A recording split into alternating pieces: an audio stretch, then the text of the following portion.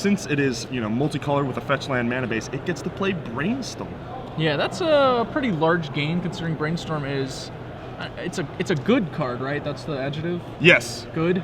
Good. It might be a slight understatement, but we'll go with good card for now. Yeah, it's definitely very powerful, and in the Sliver deck, obviously, getting rid of, conditional counters and things like that when they're not any good, extra Aether Vials, definitely pretty relevant. Absolutely. So here we are, underway. Vince on the draw, going to start with that card you just mentioned, Aether Vial. Huge tempo boost, also makes all of the incoming slivers uncounterable. As you see, Michael Eades is playing Shardless Bug, and that's one of the blue decks that is actually a little softer to Vial as far as countering it, because, due to Shardless Agent, you can't actually run a bunch of counterspells. There's lots of actual answers to the Vial itself in Abrupt Decays and potentially Maelstrom Pulse. Right, which is going to have to happen soon, otherwise Aether Vial has a tendency to take games over if it is allowed to get active. Michael Eades is cracking a fetch here. Yeah, see if it's 2-drop creature or if he's going to take out that Vial right away. Now, one thing that's pretty interesting about the Sliver deck is, you may say, yeah, the Merfolk deck is a Lord deck, but it gives Island Walk. The Muscle Slivers and variants just pump. But a new inclusion, the Gale Rider Sliver. Yep. 1 mana winged Sliver. Gale Rider Sliver sends all your slivers to the sky. Obviously a pretty effective tool for getting past any of these large creatures like Tarmogoyf or speed bumps like Shardless Bug. Absolutely. And Vince leads with Crystalline Sliver, his most important sliver arguably. It's pretty awkward to lead it when your opponent might be able to go into a Liliana of the Veil, but as it happens, Michael Eades is not actually playing Liliana of the Veil. Well, there you go. Or no, I'm sorry, he's playing 2. They were listed in a strange place in the deck. Okay. He has only 2 copies, however, and he does not have one right now. And Baleful Strix, threatening to 2-for-1, trading for something. Please. But it is going to get Swords to Plowshares. How does an owl farm? I don't know, but that one just learned. Yeah. He figured it out. And a Predatory Sliver, the 3rd generation Muscle Sliver. And let's not forget about the addition of Mutavault to this board as well. Vince is threatening a lot of power coming in on the next turn. 8 damage. He just attacked for 3, putting Michael on 16. That is a 2-turn clock, ladies and gentlemen. That is not bad. Not bad at all. That is nothing to laugh at. We hit a Tarmogoyf. Certainly much better than a brick of an Abrupt Decay, which we were, kind of probably concerned about hitting. Absolutely. And counting up that Tarmogoyf's power toughness, the Abrupt Decay taking out the Aether Vial is going to be Artifact Instant Land. Yeah. 3/4 is just good enough, but if Vince has a Gale Rider, it won't be. He doesn't have a Gale Rider, but he does have another Muscle Sliver, or the Bicep Sliver, as we termed. Bicep Sliver next to the Tricep Sliver, and a Mutavault getting... This is the time-shifted Muscle Sliver from Planar Chaos. An alternate timeline coming over and pumping up that Mutavault. Vince refused to offer up a trade of any of his Muscle Slivers or his Crystalline Sliver, obviously. He just sent in the Mutavault, which he was fine throwing away. He has a spare Mutavault anyway. Yeah. And now we see him toss Crystalline Sliver away when Michael draws and plays Liliana of the Veil. I guess he's decided, I'm just going to go beats here. I'm going to activate all my Mutavaults now. These huge guys. He is so far ahead that the removal is no longer threatening to him. Now it is another Sinew Sliver, a giant Mutavault, and the beats. Whew. So those are 4/4s and a 5/5. So that's some serious business. Indeed. Michael does have to block. If he doesn't, he'll die. And I imagine he's going to wind up double teaming and trading his Tarmogoyf for one of the muscle slivers. Yeah, the Predatory probably, we have Maelstrom Pulse. That would be a pretty big blowout.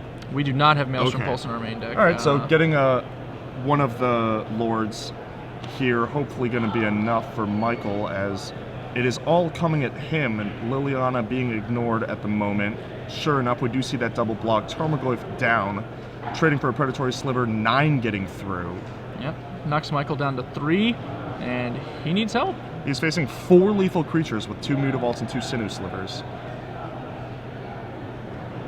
Has a Brainstorm, probably tempted to dig for something like an Abrupt Decay, but Not That's even not enough. actually going to do it. Yeah, he needs so- 2 things. He needs a blocker and a removal spell, or 2 blockers, or something like that. He does have a Shardless Agent, so that represents 2 things theoretically, but that actually is not enough. An Ancestral, usually exactly what you want to hit off of a Shardless Agent, not going to be enough of a board presence unless he has a 1-mana play here. A Deathrite Shaman to chump block, something like that. It looks like he has a Bayou, but he does not have the required Deathrite Shaman to stave off death. And even if he had it, what's his plan for the next turn? You know, he's just in the exact same boat. The Triple Abyss. Yeah. The Quadruple Abyss. Quadruple Abyss is definitely not where you want to be. It's hard to get out of. It is hard to get out of. It's a difficult game. And you see the power of this curve. I mean, Aether Vial was answered for no value, and just naturally curving out. Meat Hooks has an unbelievable board presence by, I mean, it was about turn 4 when it was just, hitting that tipping point, and then it was all downhill from there. Yeah, it's one of the points that Shardless Bug can actually be a little weak in, right? Because all of their plays have to be proactive onto the board stuff due to Shardless Agent. Right. They don't get to actually, disrupt you too much until you start getting into the later turns. You don't get to play Dazes or the like, and sure enough, Vince takes it down with Meat Hooks up a game. Yeah.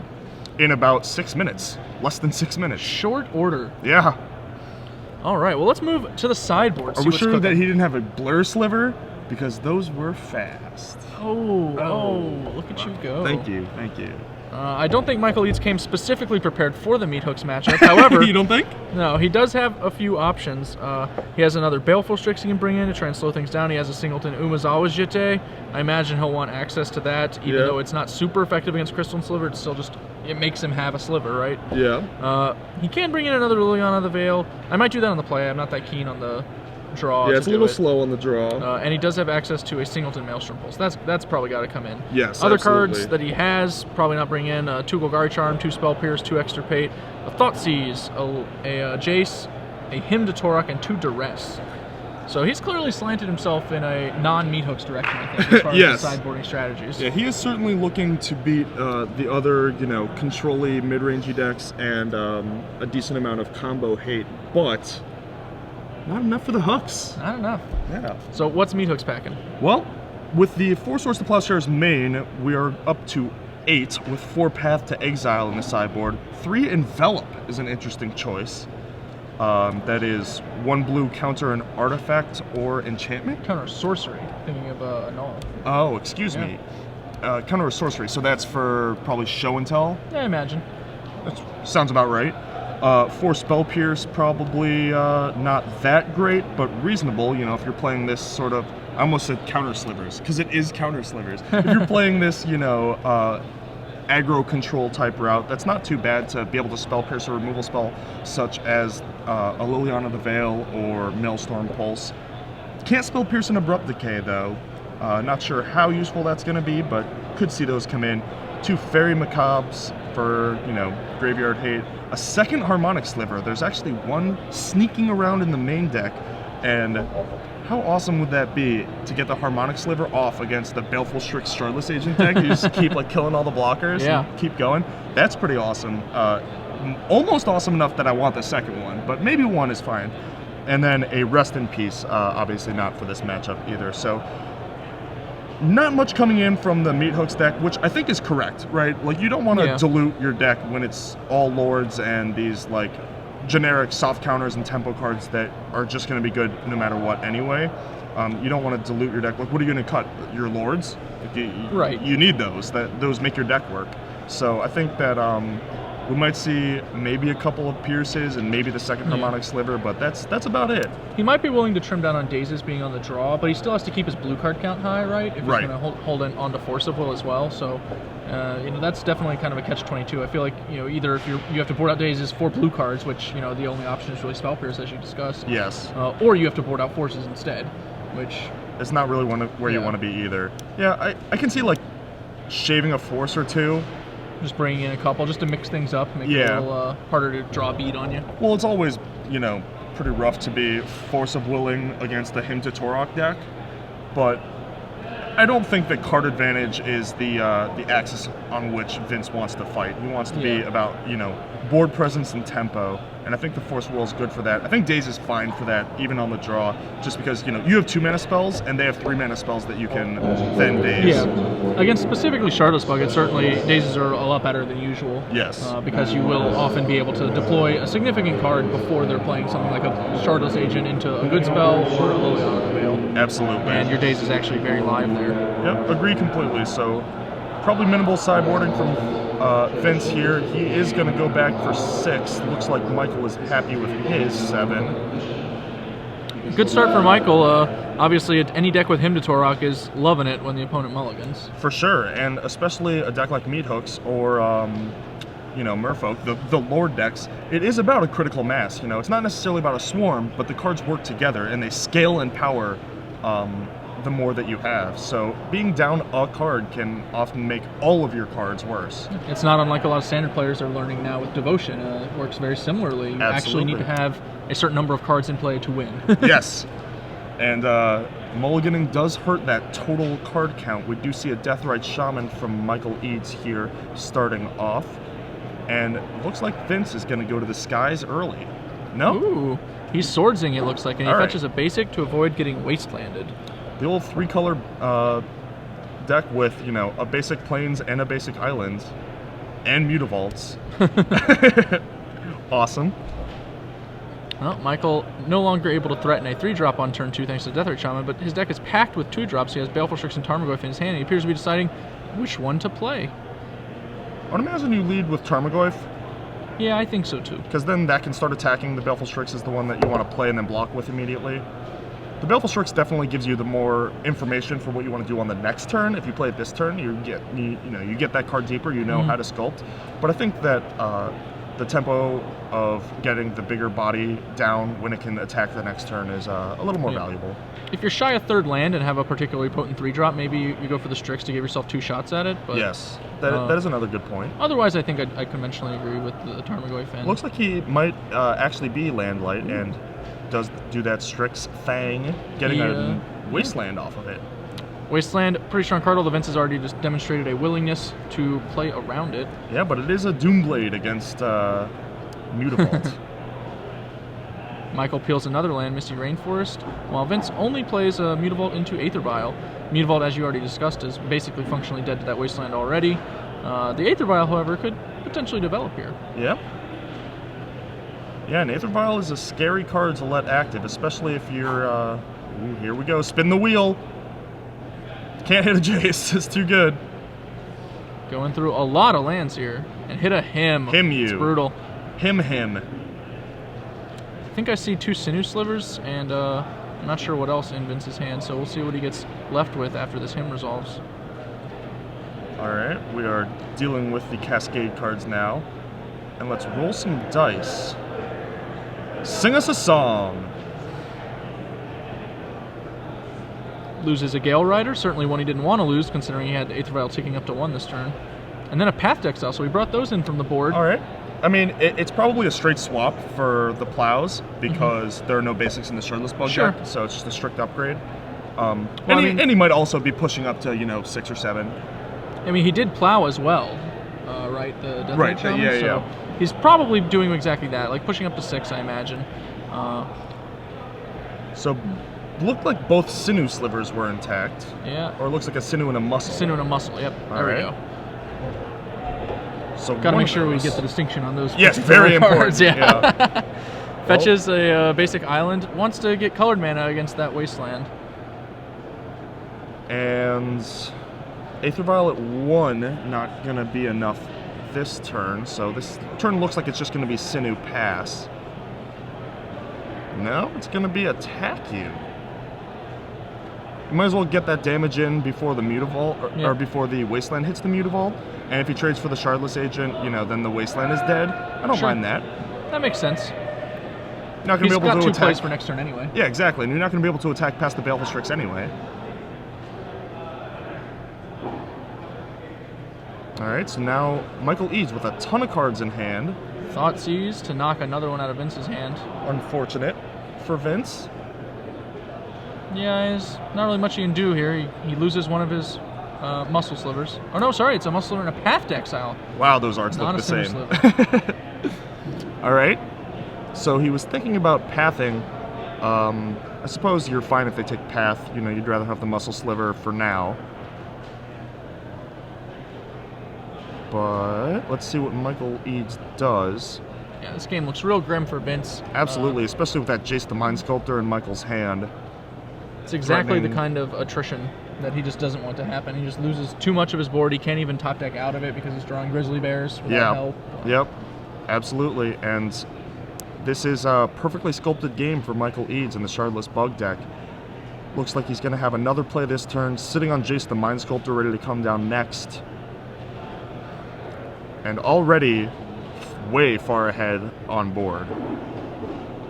Another interesting difference between Meathooks and Merfolk is the lack of wastelands, right? Yes. He doesn't have access to those, which are one of the heavier ways you can keep people from doing stuff like jacing you. Yep, and keeping your Dazes and Spell Pierces live later on. You know, pressing a tempo advantage. That is definitely a drawback of playing the Meathooks deck, is you are 3 colors, so you no longer have the luxury of all 8 colorless lands. Vince drops down a Savannah, it looks like, passes turn, open for business, and Michael's buying. Yep. Sending in, let's do a quick Tarmogoyf count. I'm going to say a lot. All right, my guess was right. It is a 4/5. And that is 7 damage, half of Vince's life total. Yeah. Exactly a 2-turn clock. Michael declines to add to that, holding up Abrupt Decay instead. Activate Aether Vial. Tank, tank, tank. Resolves. The Muscle Man. And Michael apparently debating whether he wants to decay it now to prevent Vince from untapping, drawing Crystalline Sliver, and being able to drop that into play in response to an end-of-turn Abrupt Decay. I like it. But Vince draws a Gale Rider Sliver, and Does that win? Certainly not going to do it. Does that win? Did I do it? It has not been. Oh. It is not Moat Sliver. So Moat Sliver would have been a little better. Well, you're not. You know, Glenn, you're not supposed to give away the design notes from the next set out on stream, on live stream. That's what Wizards should do. Start combining least popular and most unfun cards with like the things that people favorites, like. You know? Yeah. Squirrel Library. Yeah, Stasis Dragon. Sliver, Stasis Dragon. Yeah. Perfect.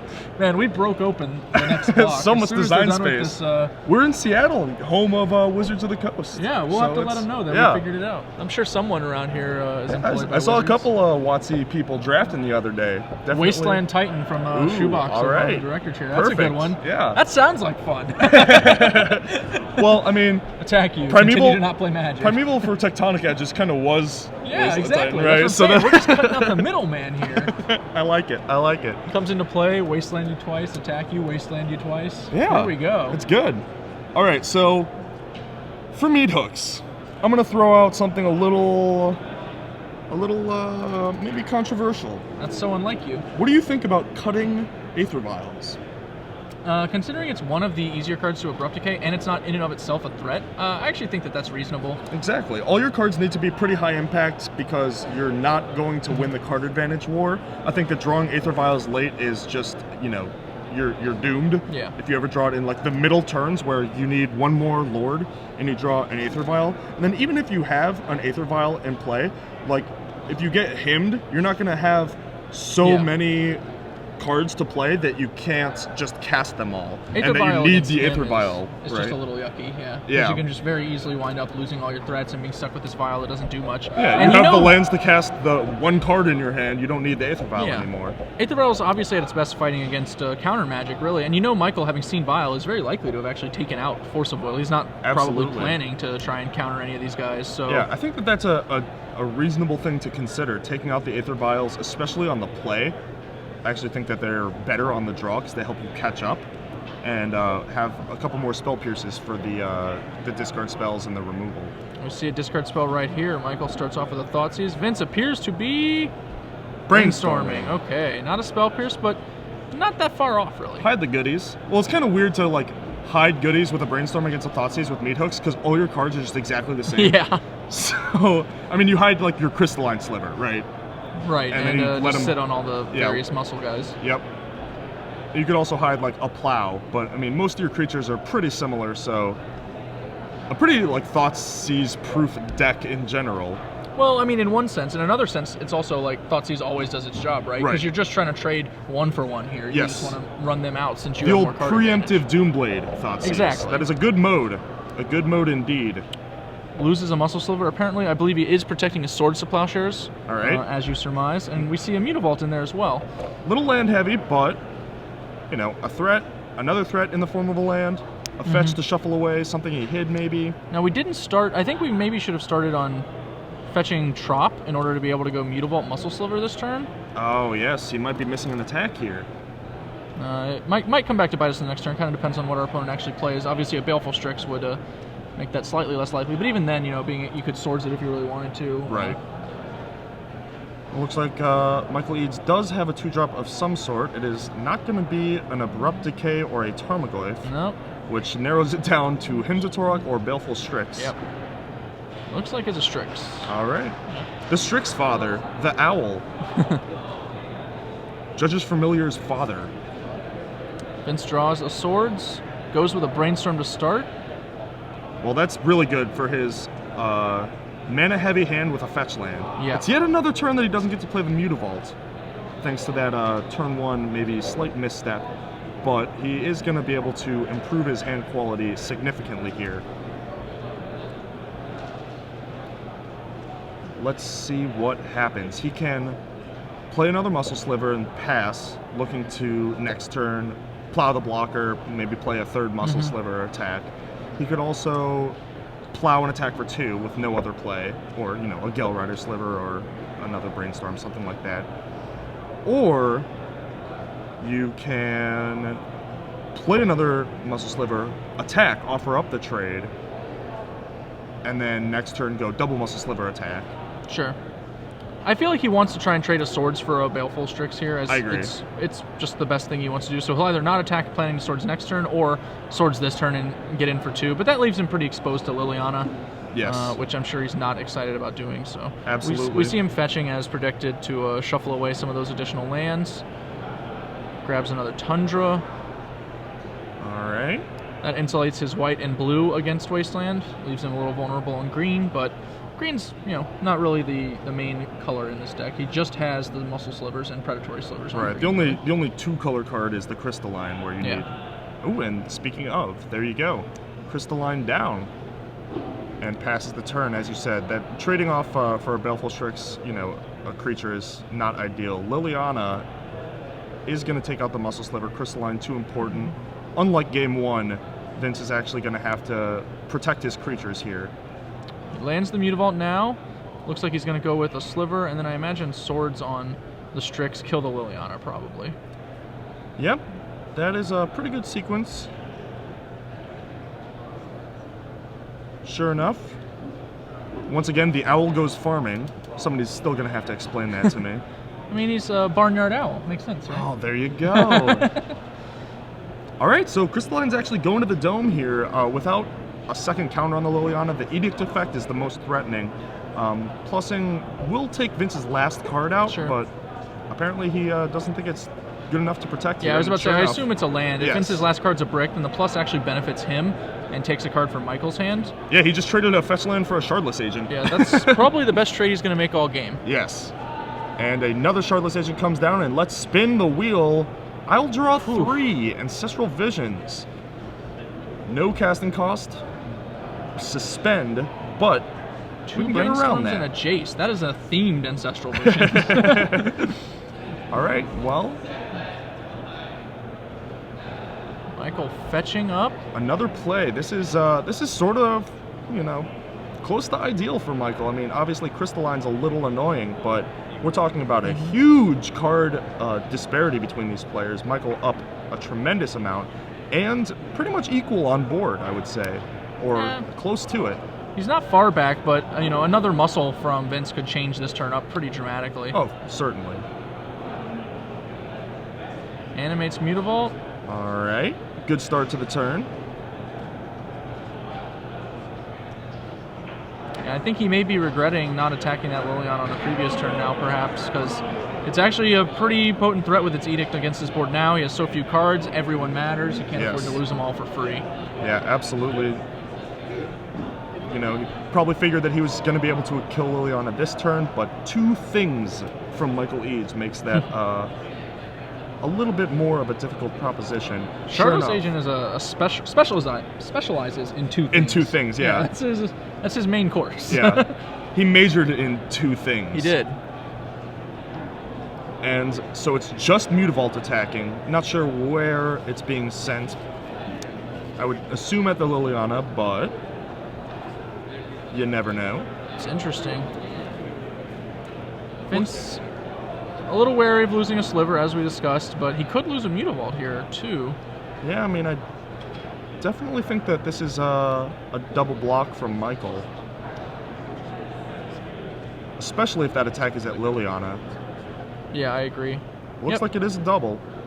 Doubles up. Perhaps he's concerned about Vince having, peeled a Swordswear Path. He has seen both those cards. Yes. So that's, potentially 8 ways to get 2 for 1 that he has to worry about here. But if he had one of those, he would certainly have sent in every creature. So you can kind of eliminate it, I think. It probably would have been Plow, Agent, send everything. In fact, a more convincing attempt to make that bluff would have been send everything. Yes. And you also lock up killing the Liliana if you do that. So I think I like that line a little better. You're more likely to scare him into not blocking, It's right? true, but you're offering up a trade, Shardless Agent, for you will lose your Muscle Sliver, Agent, straight up. 100%. Yeah. But I don't think that that's that bad. He lost the Muscle Sliver anyway. This is true. And, to the Liliana. Yeah, he could have gotten both there. So now we see a Jace the Mind Sculptor coming down from Michael, it looks like. Yep. Well, he won't be bouncing. No, or he will will not. he? It is a possibility. I've seen that play made, but it's not going to be made today. He brainstorms, no doubt hoping to find a fetch land among the cards. Has a Polluted Delta. All right. Gonna put a couple things back, shuffle them away.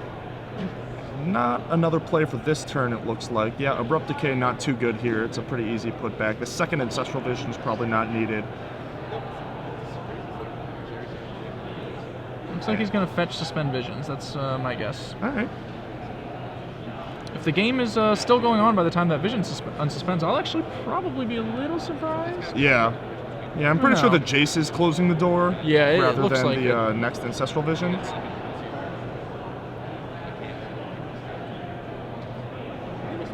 Here we go.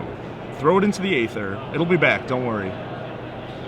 4 counters ticking down, and Michael's going to pass the turn. Vince, with 1 card in hand, probably not too great, draws, Gale Rider Sliver. It's not too bad here. That would have been real useful on the previous turn. Ooh, absolutely. As is now, it lets him skitter in for 2 damage on Michael, and if he peels another a Muscle Sliver, he might actually be threatening some real damage. Yeah, that is true. Michael Eades is going to start with a Brainstorm, and that Gale Rider Sliver, in addition to helping the Crystalline get over the blocker, it also is a bit of padding for a Liliana of the Veil as the only answer to the Crystalline Sliver. Just another body is so useful against exactly that sequence. It looks like Michael is cracking a fetch here as his 6th mana, going down to 9 life, 9 lives, 9 HP. That is technically a 3-turn clock, as things stand now. And any Muscle Sliver makes it a 2-turner. Yep. And only Baleful Strix can really interact with this at this point, right? No spot removal does it with Crystalline. Liliana is the only one, and he only has 2 Lilianas in his entire deck. One of them's already been burned. Right, so he's got 1 Liliana that can interact and Baleful Strixes that can interact. All right. Oh, there's the Liliana, as the Brainstorm finds a Tarmogoyf as well. Those were a fresh 3 thanks to the fetch land after the Jace activation. Yep. So now it has to be Liliana sack, right? Yeah, I think so. Tarmogoyf for good measure, start the clock up. Yep. Depending on which creature actually gets sacrificed, I suppose you might want to leave the option available to Abrupt Decay, as it'd be pretty hard to lose if you Abrupt Decay the Gale Rider after he sacks Crystalline. Yeah, which I don't think you would do, but... No, I think the Gale Rider's going down, which means that your Shardless Agent can actually attack because your Tarmogoyf is going to be there to block. And Vince can't have a Plow for the blocker and a Muscle Sliver for the Crystalline to get the Jace down.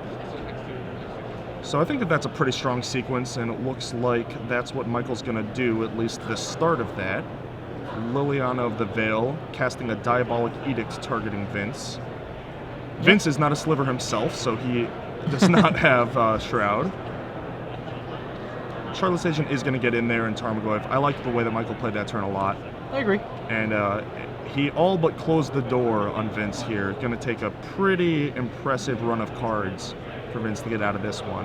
Yeah, I think it would start with another Gale Rider sliver. Yep. And basically he was just, time walked out of his previous draw step.